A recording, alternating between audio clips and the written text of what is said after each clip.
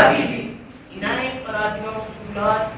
Kaya maaalinhan na tawanan ang kanilang mga ibig. Bilang sulat ang tinanggap namin magkakapatid. Buwan-buwan ay may padala siyang perang panustos sa pag-aaral namin at sa pagkain.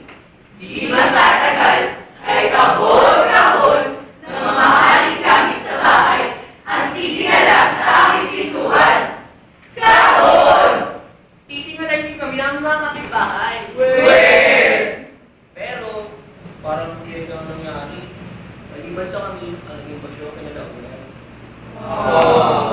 Samantalang, pinalagyan naman ang bahay at dumami pa ang kasapapan. Tinamad naman si Kuyang mag-aral.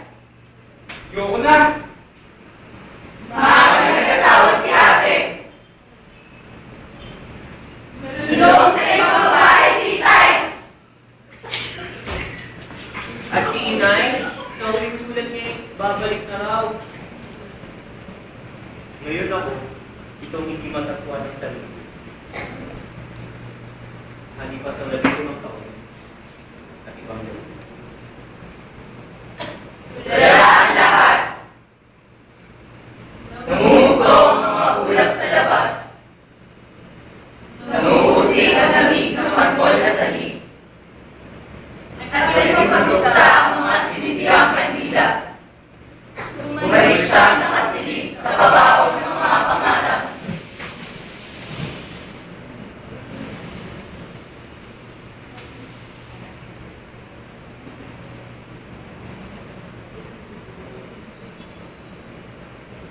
Sa nisumpain ko